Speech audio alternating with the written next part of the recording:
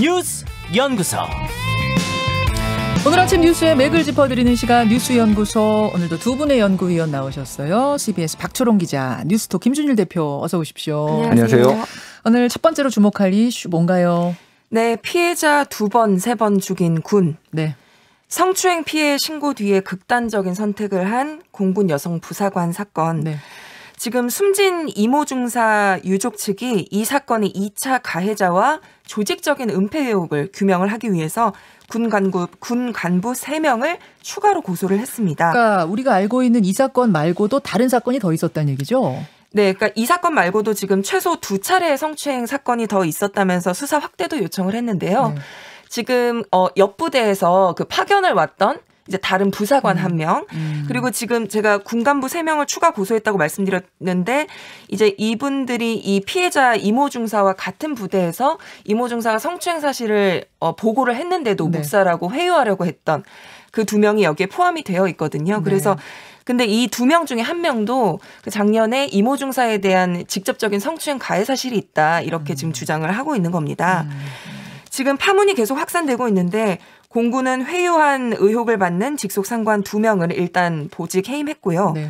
이성용 공군 참모총장도 공군 지휘부에 성범죄를 무관용 원칙으로 다루라, 이렇게 지시했습니다. 하지만 고 이모 중사가 사망한 뒤에야 나온 지시여서 유족들은 허망할 따름이겠죠. 문재인 대통령도 어제 나섰죠? 네, 절망스러웠을 피해자를 생각하면 가슴이 아프다, 목이 메인다고 하면서 이번 사건에 대해서 엄정한 수사를 직접 지시했습니다. 자, 김준일 대표. 예. 그러니까 이게 지금 추가 성추행이 더 있다는 얘기, 더 충격적이에요. 그러니까 이게 3명은 이제 고소 고발을 했는데, 이제 그 3명 중에 1명은 이 숨진 이 이모 중사와는 다른 부대예요. 그러니까 작년에 무슨 일이 있었냐면은 그 사람이 여기 이제 이 부대로 이모 중사가 있던 부대로 파견을 온 거예요. 그래서 회식을 했습니다. 회식을 했는데 이 파견 온 사람이 이렇게 어깨를 감싸고 뭐 이렇게 허리를 추행을 한 거예요. 그러니까 이거를 이제 그때도 바로 다음 날 신고했다는 거죠. 문제를 제기를 했어요. 문제 제기를 했는데 뭐 살면서 한번 겪을 수 있는 일 아니냐, 뭐 없던 일로 해주면 안 되겠냐, 이런 식으로 이제 회유가 들어갔다라는 거예요. 네. 그리고 이제 이 성추행을 한 그 파견 온 사람이 다음 날 이 이중사가 혼자 이제 그 야근을 하고 있는데 와가지고 무릎을 꿇고 살려달라, 뭐 이런 말을 했다라는 거예요. 근데 이제 공포에 약간 질린 거죠. 왜냐면 단둘이 있는데 이렇게 남자가 와서 성추행했던 남자가 와서 이렇게 하면은 이게 당연히 공포를 느껴서 그냥 일단 알았다, 이렇게 했다라는 거예요.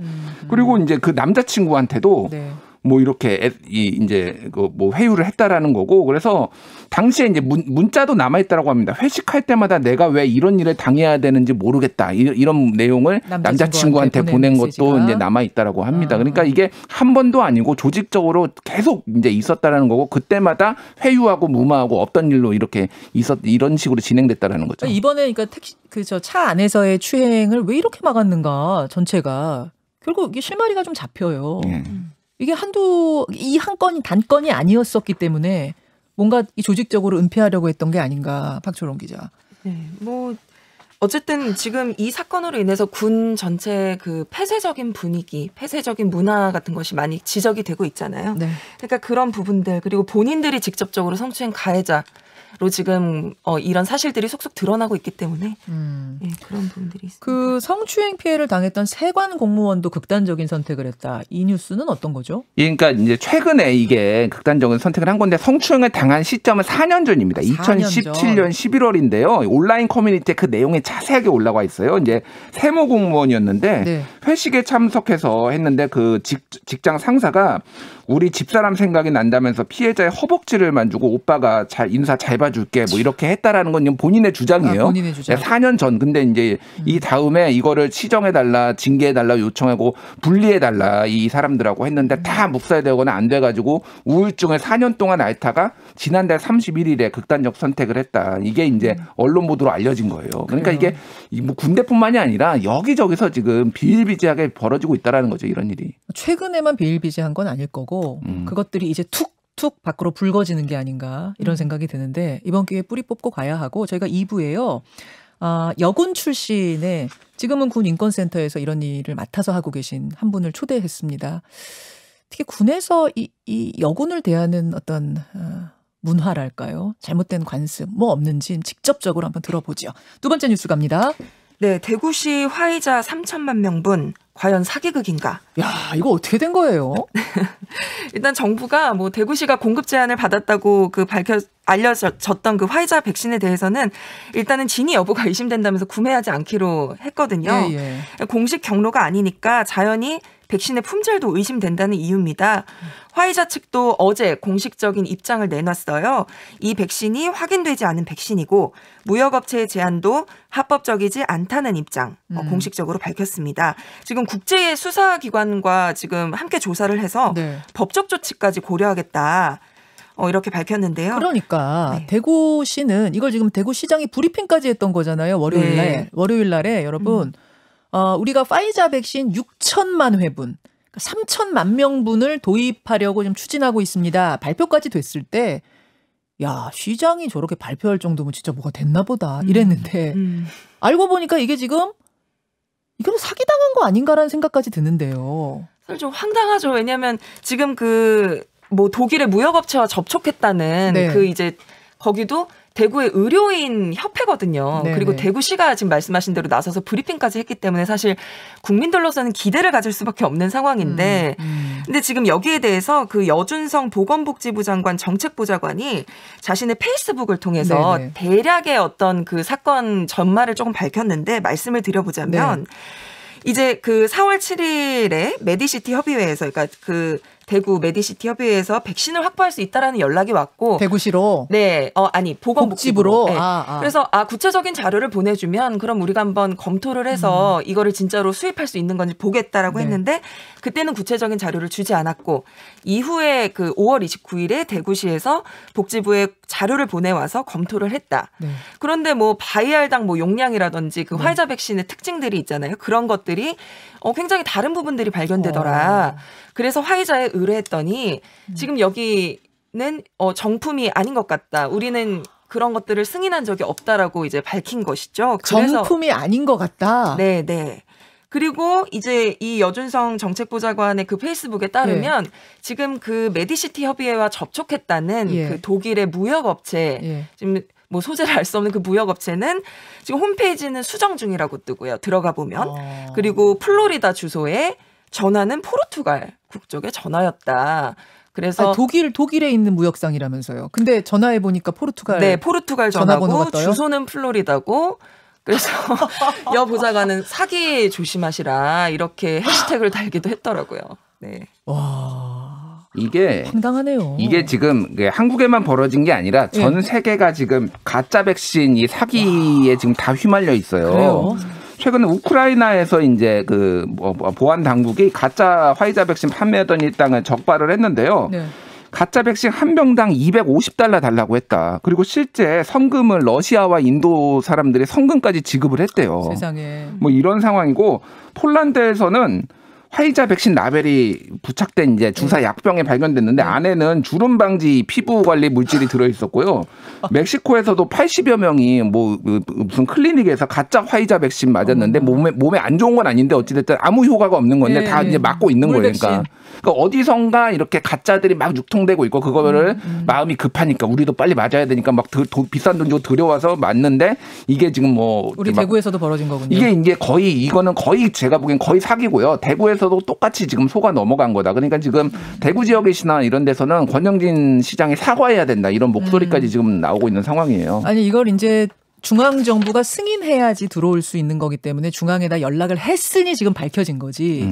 만약 그냥 그 어떤 조직 차원에서 그러니까 시가 아닌 어떤 민간 조직에서 어떻게 들여와가지고 우리 가족이라도 맞추자 이랬다면은 이거는 이게 보통 큰 사건이 아닌 거잖아요. 근데 어찌됐든 대구시 정도면은 1차적으로 검증할 의무가 있죠. 중앙정부에 그렇죠. 요청하기 전에. 근데 그렇죠. 이렇게 허술한 거 플로리다 주소에 포르투갈 전화인데 홈페이지는 지금 수정 중이고 이게 무슨 말입니까 이게. 혹시 돈이라도 넘어갔을까 봐 걱정이네요. 그거 아직 몰라요? 넘어갔는지 안 넘어갔는지. 이제 뭐 검토를 해서 수입을 하지 않기로 했기 때문에 뭐 피해 사실은 없다고 지금 보건복지부가 밝히고 있고요. 근데 뭐 말씀하신 대로 지금 뭐 대구시나 대구 메디시티 협의회는 굉장히 난처한 상황에 놓인 것이죠. 그렇죠. 나름대로 좋은 취지였지만 지금 방역체제에 혼선을 주고 만 것이라서 좀 난처한 입장이 됐습니다. 자, 지금 뭐 지자체에서 혹시 듣고 계시다면 제가 한번 확실하게 말하겠습니다. 파이자 같은 이런 회사들은 본사에서 중앙정부와 직거래 말고는 안 합니다.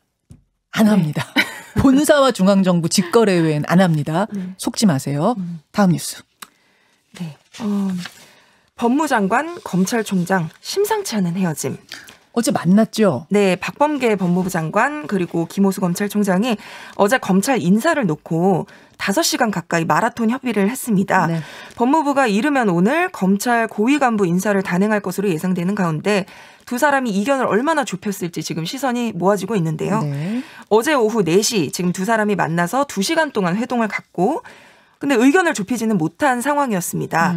김 총장이 직접적으로 언론 앞에서 나는 협의할 시간이 좀 더 있었으면 좋겠다. 이렇게 공개적으로 이견을 표출을 했고요. 네. 그래서 그것 때문인지 즉석에서 만찬까지 회동이 이어졌고 만찬은 6시 좀 넘어서 시작해서 오후 9시를 넘겨서야 끝냈습니다.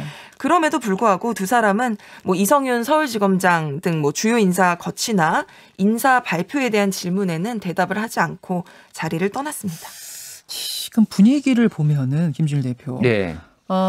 법무장관과 검찰총장 간의 이견이 아직 있는 것 같아요. 좁혀지지 않은 느낌인데요. 이견이 있죠. 분명히 이견은 있는데 각자의 이제 입장이란 게 있는 거죠. 검찰총장은 어쨌든 검찰을 이끄는 사람이고 조직원들이 이거에 대해서 반발을 하고 있으면은 그거를 충분히 의견을 전달해서 어느 정도 반영시킬 의무와 네. 그런 압박을 받고 있는 거잖아요. 그렇죠. 그러니까 어제 이제 4시부터 6시 2시간 만났는데 네. 그게 모자라 가지고 만찬 저녁 먹으면서 9시까지 해서 총 5시간을 이제 만난 거예요. 그러니까 굉장히 긴 거죠. 그러니까. 그러네요. 근데 아직도 저는 더 시간이 필요하다.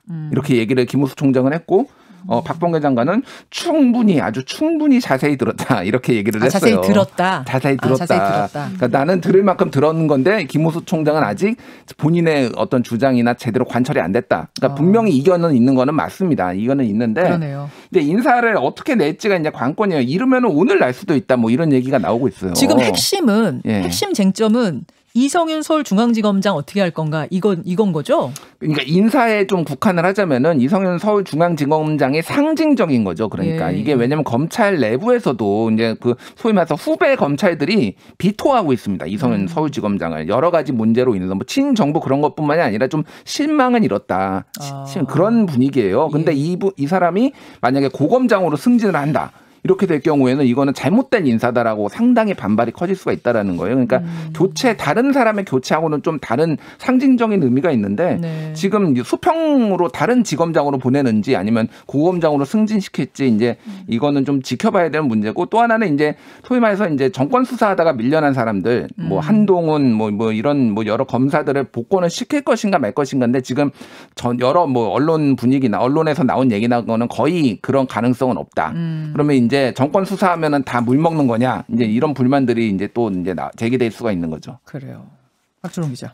네, 뭐 예전부터 박범계표 인사 지금 박범계 장관이 그 임기를 시작하고 나서 소폭 인사가 있었는데 그 이후에 이제 있는 인사기 때문에 네. 이번이야말로 박범계표 인사다 이런 말이 나오고 있거든요. 예. 뭐 어떻게 좀 인사를 구성할지도 좀 주목되는 부분입니다. 지금 김호수 총장 같은 경우 한 번만 내가 만나겠다라고 사전에 좀 얘기를 했기 때문에 이번 만남이 아마 끝일 것으로 예상이 되는데 이 의견들을 좀 어떻게 수렴해서 어떤 인사가 나올지 좀 주목해 봐야겠습니다. 저기까지 보죠. 두 분 수고하셨습니다. 감사합니다. 김현정의 뉴스쇼는 청취자 여러분의 참여로 이루어집니다. 트위터, 페이스북, 레인보우 게시판 그리고 단문 50원, 장문 100원의 유료 문자 샵 1212, 우물정 1212 통해 참여하실 수 있습니다. 김현정의 뉴스쇼 여러분과 함께 만듭니다.